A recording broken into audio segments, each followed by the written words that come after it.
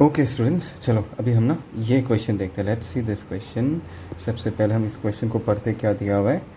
देखो, two blocks M1 and M2 are placed on a smooth incline plane. मतलब यहाँ पर फ्रिक्शन का कोई खेल नहीं होगा, ठीक है। इंक्लाइन प्लेन दिख रहा है, एक तरफ 30 डिग्री है, एक तरफ 60 डिग्री है। If they are release from rest, अगर रेस्ट से छोड़ा जाता है तो पूछा गया कि एक्सेलरेशन बताओ M1 M2 का क्या होगा, ठीक है ना। टेंशन बताओ, नेट फोर्स ऑन द पुली बताओ, ठीक है। वन बाय वन इसको हम सबसे पहले एनालाइज करते हैं। तो एक्सेलरेशन पूछा है, that means the system is going to move, है ना। Now people tell me something, अगर ये सिस्टम मूव करेगा तो M1 वाला ब्लॉक नीचे उतरेगा या M2 वाला ब्लॉक नीचे उतरेगा? कभी ये सोच के देखा है M1 वाला ब्लॉक नीचे उतरेगा या M2 वाला ब्लॉक नीचे उतरेगा? We don't know basically. तो अगर ऐसा सिचुएशन आता है, आगे भी ऐसा सिचुएशन आता है, तुमको सिंपली क्या करना, मान लो मैंने मान लिया कि ये चीज़ M1 वाला ब्लॉक जो है वो ए एक्सेलरेशन से नीचे आ रहा है। अभी M1 नीचे आएगा तो डेफिनेटली M2 जो है ऊपर जा रहा होगा। This is very obvious with the same acceleration. दोनों का एक्सेलरेशन सेम होना पड़ेगा because M1 and M2 both of them are connected by the same rope. Yes और no people, right? Okay fine. Now ऐसे सिचुएशन में try to understand कि sir आपको कैसे पता कि ये डाउनवर्ड होगा। तुमको लोड लेने की ज़रूरत नहीं है। जब हम इस प्रॉब्लम को सॉल्व करेंगे और ए का वैल्यू निकलेगा ना, तो वो साइन के साथ निकलेगा। अभी हमने जो डायरेक्शन माना है, अगर वो सही डायरेक्शन है तो ए का वैल्यू पॉजिटिव निकलेगा। अगर डायरेक्शन ऑपोजिट है तो ए का वैल्यू जब निकलेगा तो नेगेटिव साइन के साथ निकलेगा। तो तुमको पता चल जाएगा कि जो एक्सेलरेशन का डायरेक्शन है वो हमने जो चूज़ किया वो नहीं है, उसके ऑपोजिट डायरेक्शन में है ना। अच्छा, सेकेंडली जब हम इस प्रॉब्लम को सॉल्व करेंगे या किसी भी प्रॉब्लम को सॉल्व करें, सबसे पहला काम क्या होता है? सबसे पहला काम होता है सिस्टम चूज़ करना, है ना। We need to choose a system. तो let us say in this case मैं M1 को सबसे पहले अपना सिस्टम चूज़ करता हूँ। लेट अस से ये हो गया हमारा इंक्लाइन प्लेन का बाउंड्री, कुछ ऐसा बना दिया। लेट अस से दिस इज़ M1, है ना। ऐसा मत समझना कि M1 हवा में है, M1 इंक्लाइन प्लेन के ऊपर ही है। हमने सिर्फ M1 को ही अपने सिस्टम में चूज़ किया, तो सिर्फ उसी का ही FBD बना रहे हैं, ठीक है ना। सो मैंने रूल क्या सिखाया था? सबसे पहले एक बात लिख देता हूँ कि this block is going down with an acceleration of A, ये लिख देता हूँ। उसके बाद अगर हम फोर्सेस शो करें तो क्या क्या फोर्सेस शो करेंगे? एक फोर्स लग रहा होगा M1G which is in the downward direction, है ना। ओके, उसके बाद कॉन्टैक्ट, एक सरफेस कॉन्टैक्ट इंक्लाइन प्लेन के ऊपर बैठा हुआ है, तो इंक्लाइन प्लेन इस सरफेस को, इस ब्लॉक को क्या करेगा? रिपेल करेगा। इसको हमने N1 दे दिया, है ना।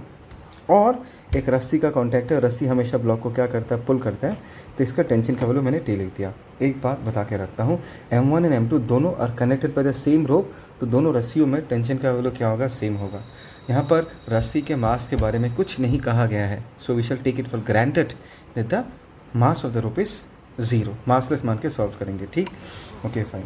नाउ अभी अगर हम इस क्वेश्चन को सॉल्व करेंगे, तरीका क्या है? Try to understand. हमेशा याद रखना कि एक्सीलरेशन जिस तरफ होगा या टेंडेंसी ऑफ मोशन जिस तरफ होगा, उसी तरफ हम अपना एक्सिस चूज़ करेंगे। क्या कहा मैंने?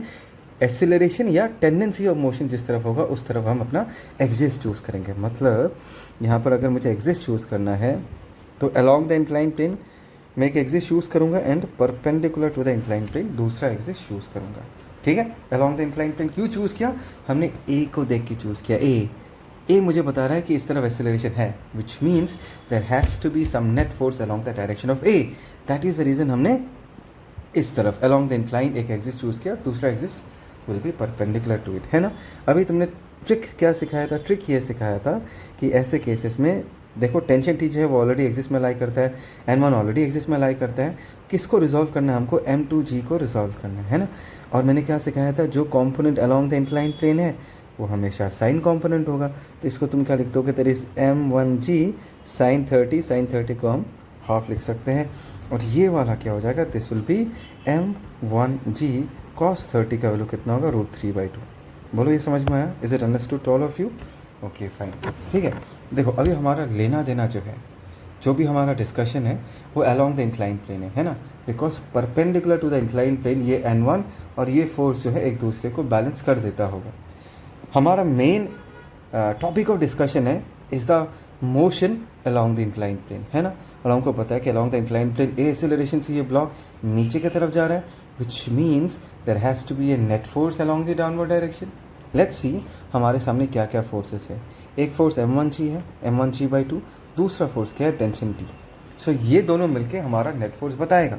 मैंने क्या सिखाया था कि एक्सीलरेशन जिस तरफ होगा उस तरफ का फोर्स बड़ा होगा, that means m1g/2 will be greater than tension. तो अभी अगर मैं नेट फोर्स लिखना चाहूँ तो हम क्या लिखेंगे, m1g minus tension is equal to m1 into acceleration a। तो ये जो है ये हमारा पहला इक्वेशन है, this is our first equation. देखो जनता, यहाँ पर एक चीज़ मैं तुम लोगों को बताना चाहूँगा, ध्यान से सुनना, आगे जाके मैथ्स में भी पता चलेगा तुमको कि हमारे पास कितने सारे वेरिएबल्स हैं। उन वेरिएबल्स का वैल्यू अगर हमको निकालना है, जितने सारे वेरिएबल्स होंगे उतने सारे हमको इक्वेशंस भी चाहिए होंगे। अगर दो वेरिएबल्स है, वेरिएबल का मतलब है दो अननोन्स है, तो हमको अगर इन दो अननोन्स का वैल्यू निकालना है तो हमको दो इक्वेशंस चाहिए होगा। हमेशा इस चीज़ को याद रखना, अपने नोट में लिख के रखो। If there are n number of variables, to find out their values we need n number of equations, ठीक है। ओके, अभी बताओ इस कहानी में वेरिएबल क्या है। एक तो हो गया टेंशन जो कि अननोन है, दूसरा क्या हो गया, एक्सीलरेशन, ये भी अननोन है। तो अगर हमको सॉल्व करना है तो हमको टेंशन एक्सीलरेशन का वैल्यू अगर निकालना है, दो वेरिएबल है तो हमको दो इक्वेशन चाहिए। तो हमको एक इक्वेशन तो मिल चुका है, this is our first equation. हमको दूसरा इक्वेशन कहाँ से मिलेगा, हमको दूसरा इक्वेशन हमको m2 के FBT से मिलेगा, है ना। चलो हम m2 का भी हम FBT बनाते हैं, ठीक है। Okay okay fine. तो अगर हम m2 का FBT बनाएं, लेट अस से m2 इस इंक्लाइन प्लेन के ऊपर ऐसा है। Incline plane is actually not a part of our FBT, but मैं ऐसे बना रहा हूँ just to get give you people a feel कि ये ब्लॉक m2 इंक्लाइन प्लेन के ऊपर रखा हुआ है ना। So this is m2। तो सबसे पहले फोर्सेस हम क्या शो करेंगे, दिस इज m2g। ये इंक्लाइन प्लेन इसको क्या करेगा, इधर रिपेल करेगा, इस फोर्स को मैं n2 बोल देता हूँ। और यहाँ पर एक रोप कॉन्टैक्ट है तो इस तरफ एक टेंशन आएगा, t आएगा, है ना। And the entire system is moving up the incline plane with an acceleration of a। Okay fine. तो ये हो गया हमारा FBT। Now people try to understand कि हम अपना एक्सिस किस तरफ चूज़ करेंगे। जैसे कि मैंने कहा था, एक्सेलरेशन जिस तरफ है उस तरफ हम अपना पहला एक्सिस चूज़ करेंगे, बिकॉज एक्सेलरेशन जिस तरफ है वही तुमको बताएगा कि उस तरफ एक टेंडेंसी ऑफ मोशन है, तो उस तरफ एक नेट फोर्स होना पड़ेगा। And this is the other axis which is perpendicular to the initial axis, है ना। तो देखो टेंशन ऑलरेडी उस एक्सिस के अलॉन्ग लाई कर रहा है, m2 ऑलरेडी इस एक्सिस के अलॉन्ग लाई कर रहा है, तो हमको m2g को रिजॉल्व करना है। क्या टेक्निक सिखाया था, क्या टेक्निक सिखाया था, अलोंग द इंक्लाइन प्लेन जो होगा वो कितना होगा, sine component, that is m2g। Sine of what जनता, साइन ऑफ व्हाट, ये इंक्लाइन प्लेन का वैल्यू कितना है 60, तो हमको साइन 60 लिखना है। तो हम इसको क्या लिख देंगे, m2g sign 60 in this case इस √3/2। और इस तरफ कितना हो जाएगा, दैट इज m2g cos 60, या cos 60 कितना होगा, हाफ, है ना। अभी फिर से हम किस तरफ अपने इक्वेशंस अप्लाई करेंगे, we are going to apply the equation along the incline plane, because acceleration उस तरफ है। ध्यान से देखो, अगर एक्सीलरेशन, एक मिनट, यस, एक्सीलरेशन इस तरफ है तो टेंशन टी का वैल्यू बड़ा होगा as compare to this force या दिस फोर्स। तो अगर मैं इक्वेशन लिखना चाहूँ तो हमारा इक्वेशन क्या होगा, नेट फोर्स क्या होगा, T minus m2g √3/2 is equal to mass कितना होगा, m2 into acceleration a।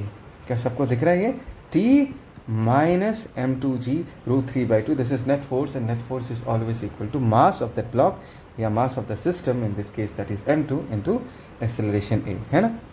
Okay fine. अभी ये हो गया हमारा दूसरा equation, this is our second equation, this is equation 2। अभी हम दोनों को सॉल्व करेंगे। हमको ए का वैल्यू चाहिए, देखो ध्यान से, ए का वैल्यू चाहिए, टी का वैल्यू चाहिए। हमारे पास दो इक्वेशन से हम बहुत बढ़िया से इस क्वेश्चन को सॉल्व कर सकते हैं। तो एक काम करते हैं, 1 और 2 को ऐड कर देते हैं। अगर हम 1 और 2 को ऐड कर देंगे जनता, ध्यान देना, यहाँ पर +t and -t they will basically cancel out, और हम ए का वैल्यू निकाल सकते हैं ना। सो 1 + 2 अगर मैं कर दूँ डायरेक्टली तो क्या मिलेगा, m1g माइनस m2g √3/2, ये लिख लेता हूँ, that is m1g minus m2g √3/2, ये हो गया।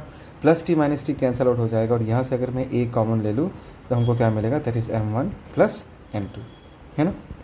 दैट मीन्स यहाँ पर अगर मैं g को कॉमन ले लूँ तो क्या मिलेगा, that is twice m1 minus m2 √3/2 is equal to a m1 + m2। I hope so तुम लोगों को ये सब समझ में आ रहा है। Okay fine people. और एक चीज़ मैं बताना ही भूल गया यार, क्वेश्चन में यहाँ पर मासेस दिया हुआ है m1 का, दिस इज √3 kg, और m1 का वैल्यू 1 kg है ना। m2 का वैल्यू 1 kg है, m1 का वैल्यू √3 kg है।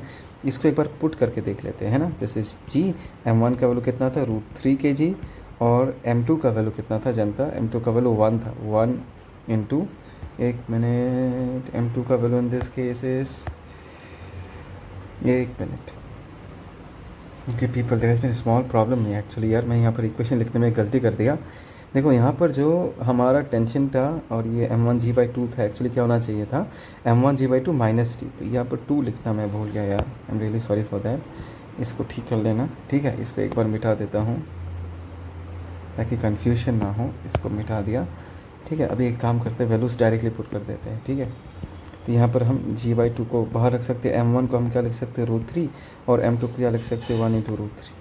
m2 का वैल्यू हम 1 लिख सकते हैं, इस m1 का वैल्यू कितना है √3 और m2 का वैल्यू 1 है, बट फ़ायदा नहीं है, ये पूरा क्वांटिटी क्या आ जाएगा 0 आ जाएगा। तो acceleration in this case is equal to 0। Acceleration 0 होने का मतलब क्या है? एक्सेलरेशन 0 होने का मतलब है कि ये पूरा सिस्टम जो है ये मूव नहीं कर रहा, the entire system is at rest, right. Okay fine, ये तो हो गया हमारा एक्सेलरेशन, निकल गया। अभी हमको नेक्स्ट पूछा tension. Tension in the string क्या होगा, यहाँ से निकाल सकते हैं। Tension T in this case is equal to m2g√3/2 plus m2 into a, but ये क्वांटिटी 0 हो गया बिकॉज यहाँ पर हमने ए का वैल्यू क्या पुट कर दिया, ए का वैल्यू 0 पुट कर दिया। और टेंशन टी का वैल्यू हम क्या लिख सकते हैं m2 के जगह, कम ऑन पीपल, m2 का वैल्यू कितना है 1 kg इंटू जी इंटू √3/2, कितना हो जाएगा √3g/2। तो ये होगा हमारा टेंशन का वैल्यू। आई होप सो सबको समझ में आ रहा है, ठीक है। एक काम कर सकते हो, take a snapshot, you can copy it properly. अभी एक स्नैपशॉट ले लो, उसके बाद हम आगे बढ़ेंगे, ठीक है। After that we shall move ahead. हो गया, okay, let's move ahead now. Okay जनता, यहाँ पर let's now do the last part of the question. एक मिनट, and the last part of the question is net force on the pulley exerted by the string, ठीक है। ये देखते हैं, तो ध्यान से देखो जनता, ये अगर हमारा पुली है, इसका अगर मैं एफबीडी बनाऊंगा तो रस्सी हमेशा क्या करता है, अट्रैक्ट करता है। एक रस्सी तो इस तरफ है ना जनता, और दूसरा रस्सी इस तरफ है। तो टेंशन भाई साहब किस तरफ होगा, रस्सी हमेशा पुल करता है, अट्रैक्ट करता है, तो इस तरफ एक टेंशन आएगा टी, और इस तरफ एक टेंशन आएगा T. Is that clear people, समझ में आया? अच्छा, from the diagram can I say this angle will be equal to this angle, इन दोनों का एंगल का वैल्यू सेम होना पड़ेगा, कम ऑन पीपल। और ये एंगल कितना होगा, दिस इज़ 90 डिग्री, बिकॉज ये 60 है, तो ये एंगल भी कितना होगा, दिस इज़ 90 डिग्री, बिकॉज ये वाला साइड जो है ये इंक्लाइन प्लेन के साथ पैरेलल होगा, ये वाला जो रस्सी है इसके साथ पैरेलल होगा, तो ये जो एंगल है this angle has to be 90 degree, है ना। तो ये एंगल अगर 90 डिग्री है जनता, तो पुली पे जो नेट टेंशन का फोर्स आएगा जनता, मतलब this T and this T का वेक्टर एडिशन। तो वेक्टर एडिशन क्या होगा, resultant force on the pulley because of tension in this case is equal to, क्या सिखाया था, इधर ऑर्थोगोनल वेक्टर्स √ओवर ऑफ t² प्लस t², कितना आएगा √2t, √2t, और t का वैल्यू कितना हमने थोड़ी देर पहले डिराइव किया था, that is √3g/2, that is √3g/2। I hope so तुम लोग ये बात समझ में आया, राइट। ओके फाइन, तो ये √2, यहाँ पर एक √2 बचेगा, and in this case this is equal to, come on people, क्या होगा, क्या होगा यार, this is basically √3/2 into g, है ना। This is the resultant force.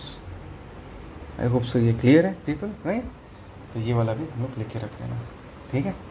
Okay people, now let's move ahead. Hello students, ये जो नेक्स्ट क्वेश्चन है ये एक पेंटर और एक प्लेटफॉर्म का कहानी है। बहुत ही बढ़िया क्वेश्चन है तुम्हारे कंसेप्ट्स को सही करने के लिए, हिट करने के लिए। तो चलो इस क्वेश्चन को सबसे पहले पढ़ते हैं। 60 kg का पेंटर है विच stands on A 15 kg platform, दिख रहा है, ये पेंटर दिख रहा है, और ये हो गया हमारा एक घर है जिसमें ये खड़ा हुआ है ना। A rope attach to the platform and passing over a overhead pulley, मतलब एक रस्सी है जो प्लेटफॉर्म के साथ कनेक्टेड है, पुली के साथ, पुली के ऊपर घूम के फिर इस बंदे के हाथ में जाके ख़त्म होता है, मतलब this person is holding that rope, right. Allows the painter to raise himself along with the platform. अभी खुद अपने आप सोचो कि भाई ये जो बंदा है ये रस्सी को अगर अपनी तरफ खींचेगा, रस्सी अगर इस तरफ लंबा होगा तो इस तरफ छोटा होगा, कम ऑन पीपल, ये रस्सी को खींच कर अगर इस तरफ लंबा करोगे तो इस तरफ छोटा होगा, तो ये पूरा प्लेटफॉर्म ऊपर जाएगा, और पूरा ये घर अगर ऊपर जाएगा उसके साथ इसके अंदर का जो पेंटर है ये भी इस घर के साथ ऊपर ही जाएगा, है ना। बहुत ही बढ़िया क्वेश्चन है। तो अभी पूछा क्या गया है, to get started he pulls the rope down with the force of 400 newton. 400 newton से इस बंदे ने इस रस्सी को खींचा। यहाँ पर मैं एक बात कहना चाहूँगा जो तुमको मैंने पिछले क्लास में भी समझाया था कि अगर ये बंदा रस्सी को 400 न्यूटन से खींच रहा है तो ये बात समझ लो कि रस्सी में टेंशन कितना डेवलप होगा, रस्सी में टेंशन 400 न्यूटन ही डेवलप होगा। गलती मत करना। तो ये पूरा जो रस्सी है इस पूरी रस्सी में कितना होगा, 400 न्यूटन का ही टेंशन होगा, as because it is a single rope and it is a massless rope, है ना।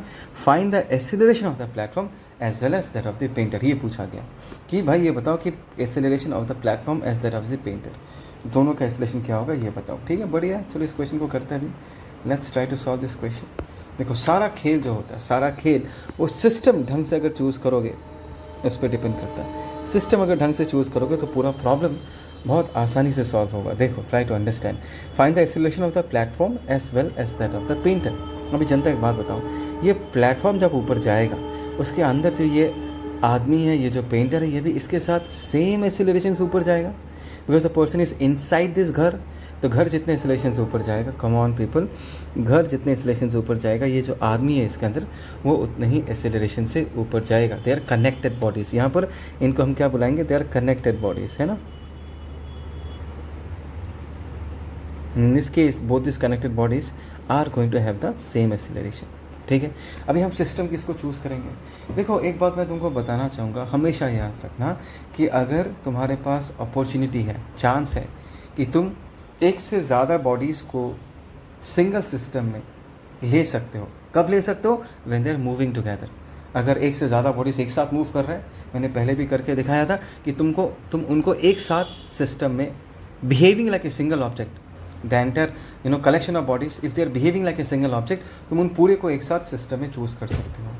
मैं क्या कहना चाहता हूँ, मैं सीधा सीधा ये कहना चाहता हूँ, एज बिकॉज यहाँ पर तुम्हारा घर और ये जो पेंटर है इसके अंदर, क्या कहा, ये जो घर और ये जो पेंटर है इसके अंदर दोनों एक साथ मूव कर रहे हैं। So it is always advisable, smart to choose the car and the person, not the car, this house, this platform and the person together as a single system. देखो इसका बेनिफिट क्या है, इसका बेनिफिट ये है कि अगर तुम बहुत सारे बॉडीज़ को, अगर पॉसिबिलिटी है, if they are moving together, अगर एक साथ ले लेते हो इन द सिस्टम, तो इनके बीच का जो इंटरनल फोर्सेस है they will always cancel out. इसका मतलब क्या, ट्राई टू अंडरस्टैंड। अभी अगर मैं पूछूं कि भाई ये प्लेटफॉर्म इस आदमी पर नॉर्मल लगा रहा होगा ना, एन प्लेटफॉर्म, और ये आदमी भी प्लेटफॉर्म पे नीचे नॉर्मल एन लगा रहा होगा, बट अगर तुमने आदमी और इस प्लेटफॉर्म को एक साथ सिस्टम में चूज़ कर लिया तो ये एन तुम्हारे इक्वेशंस में आएगा ही नहीं, बिकॉज देयर इंटरनल फोर्सेस। तो जितने सारे ऑब्जेक्ट्स को तुम एक साथ लोगे उतने सारे इंटरनल फोर्सेस कम हो जाएंगे, उतना आसान तुम्हारा इक्वेशन बनेगा, उतना जल्दी तुम अपना प्रॉब्लम सॉल्व कर पाओगे। लेकिन हमें कब कर सकते हो, you need to understand this thing, you can only consider multiple bodies as a single system when they are moving together, जब ये लोग एक साथ मूव कर रहे हैं ना। तो अभी मैं क्या करने वाला हूँ, going to consider the platform and the person together. Try to understand, ये हो गया हमारा प्लेटफॉर्म, है ना, ये ऐसा कुछ है, और ये हो गया हमारा बंदा जो रस्सी खींच के पकड़ा हुआ है ना। ये हो गया हमारा सिस्टम में कौन है जनता, और एक बार सिस्टम में कौन है, सिस्टम में हमारा प्लेटफॉर्म भी है,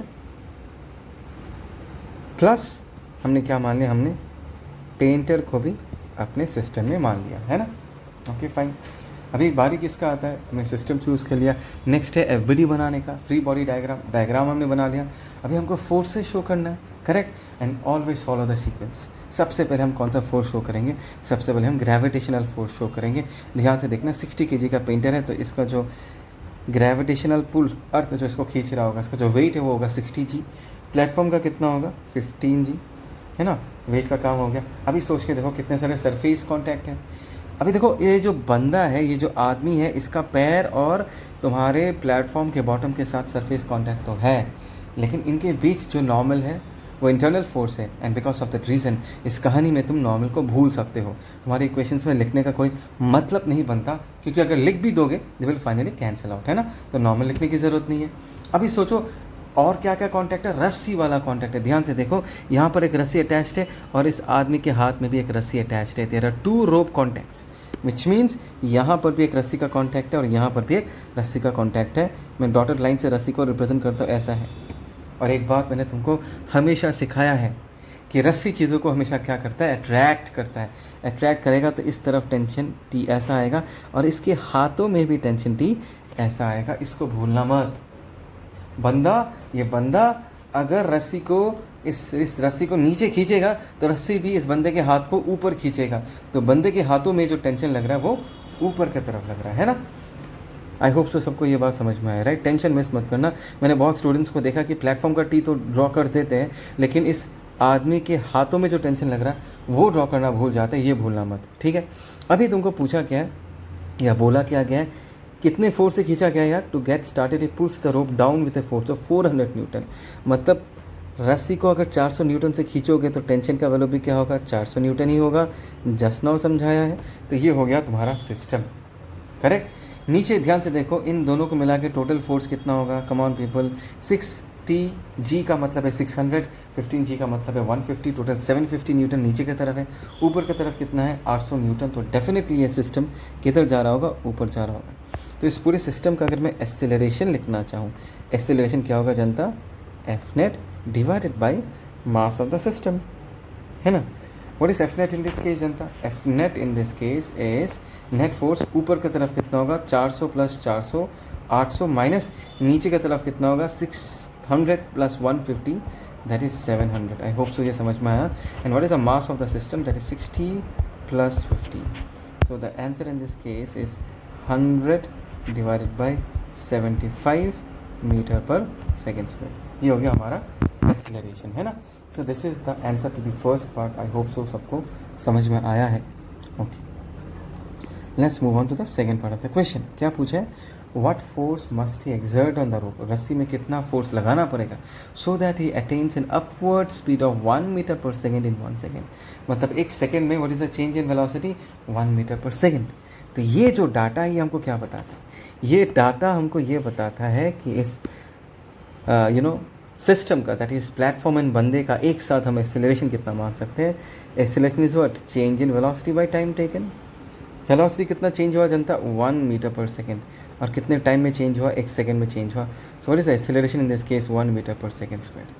तो तुमको क्या पूछा गया है, ये पूछा गया है कि कितने फोर्स से ये पेंटर रस्सी को खींचना पड़ेगा ताकि ये पूरा system, that means the painter and the platform together they move upward with an acceleration of 1 metre per second square, है ना। फिर से हम यही एफबीटी बनाएंगे, फिर से और एक बार बना लेते हैं। ये हो गया हमारा प्लेटफॉर्म, ये हो गया हमारा पेंटर रस्सी को पकड़ के बैठा है भाई, भूलो मत। तो पेंटर का वेट कितना है, 60G। प्लेटफॉर्म का वेट कितना है, 15G। इसके हाथों में एक टेंशन है T, इसके कैबिन के ऊपर भी एक टेंशन होगा T। और हमको ये दिया गया है कि इस पूरे सिस्टम को ऊपर, ये पूरा सिस्टम जो ऊपर ट्रैवल करेगा with an acceleration of 1 metre per second square. हमने जस्ट नाउ ये लिखा है, तो बस हो जाएगा। टेंशन का वैल्यू निकालना है, कैसे निकालेंगे, फिर से हम कौन सा इक्वेशन यूज़ करेंगे, we shall use the equation F net is equal to what, m a. तो ये बताओ एफ नेट में हम क्या लिख सकते हैं, एफ नेट नेट फोर्स। ध्यान से देखो, एक्सेलरेशन ऊपर की तरफ है, तो ऊपर की तरफ कौन सा फोर्स है, ये टी है, ये टी है। तो अपवर्ड फोर्स कितना होगा, 2T, माइनस डाउनवर्ड फोर्स कितना होगा जनता, 16G plus 15G is equal to mass of the system कितना होगा जनता, 60 प्लस 15। और एक्सेलरेशन का वैल्यू कितना दिया हुआ है, 1 मीटर पर सेकेंड स्क्वायर, है ना। Yes, okay. So in this case अगर मैं इसको सॉल्व करूँ तो क्या मिलेगा, 2T in this case, minus ये कितना हो जाएगा जनता, दैट इज़ 750। और ये कितना हो जाएगा, दिस इज़ 75, राइट। कुछ ऐसा वैल्यू आ रहा है, 600 750, यस 75। सो हम T का वैल्यू क्या लिख सकते हैं, 750 प्लस 75 डिवाइडेड बाई 2। कितना हो जाएगा, 5 plus 0 5, 7 plus 5 12 to 1, 1 plus 1 8 25 divided by 2 in this case. So the answer in this case is 2 4 ja 8, 2 1 ja 2, 2 2 ja 4, 2 5 ja 10, that is 412.5 Newton. अगर ये बंदा रस्सी को नीचे की तरफ खींचेगा तो पूरा प्लेटफॉर्म और पेंटर एक साथ ऊपर की तरफ ट्रैवल कर रहा होगा with an acceleration of 1 metre per second square, है ना। पक्का समझ में आया, okay fine. Now let's see the last part of the question, that is part 3। क्या पूछा है, what force should you apply to maintain a constant speed of 1 metre per second. भाई ये कांस्टेंट वर्ड कानों में गिरने के साथ साथ क्या चमकना चाहिए, स्पीड कांस्टेंट है मतलब सिस्टम का एक्सेलरेशन क्या होगा, 0। मैंने तुमको सिखाया था पिछले के प्रॉब्लम्स में यार, एक्सेलरेशन 0 कभी भी ऐसा मत समझना कि एक्सेलरेशन 0 है तो बॉडी मूव नहीं कर रहा। भाई एक्सेलरेशन अगर 0 है ना तो 2 केसेस हो सकता है, either than that system is at rest और the system is moving with constant velocity. क्योंकि समझ के देखो ना यार, एक्सेलरेशन 0 है, इसका मतलब क्या है, इसका मतलब यह है कि वेलोसिटी बदल नहीं रहा। If the velocity is not changing, तो क्या हो सकता है? If velocity is zero, it will stay as zero. That means the body is not moving. Or if the velocity is existent, अगर वो present है तो उसी velocity से वो travel करता जाएगा. That means यहाँ पर अगर constant speed है, इसका मतलब ये पूरा system क्या है? Equilibrium में है. तो what force should he apply? कोई नहीं यार, फिर से और एक FBD बनाना है, बढ़िया से FBD बनाते हैं. चलो, ये बंदा है हमारा, ये रस्सी पकड़ा हुआ है, और अभी तो समझ ही चुके हो, इसको T मानता हूँ. यहाँ पर और एक T आएगा, इसका कितना आएगा? 60G. प्लेटफॉर्म का कितना आएगा? 15G. और एक्सेलरेशन 0 है. That means this body is in equilibrium, which means the net upward force 2T will be equal to the net downward force, that is 60G sorry, plus 15G. तो कितना आ जाएगा? 750 newton divided by 2, that is T. और T का value कितना आएगा? 2 3 6, 2 7 14, 2 5 10, that is 375 Newton. मतलब ये बंदा अगर 375 न्यूटन से अगर 375 न्यूटन से उस रस्सी को नीचे खींचेगा, तो पूरा सिस्टम जो है it can travel with A constant speed of कितना? 1 metre per second. 1 metre per second. Is that clear people? देखो, इसका एक स्क्रीनशॉट ले लो. 1 मिनट, इसका एक स्क्रीनशॉट ले लो पीपल. ठीक है, हो गया. अभी इस वाले क्वेश्चन का स्क्रीनशॉट ले लो. इसको खुद से अपने हाथों से कॉपी में अच्छे से लिख कर रखना, ताकि तुमको प्रॉपरली पता चले कि इस क्वेश्चन को कैसे करना पड़ता है. Is that clear? Okay people, चलो.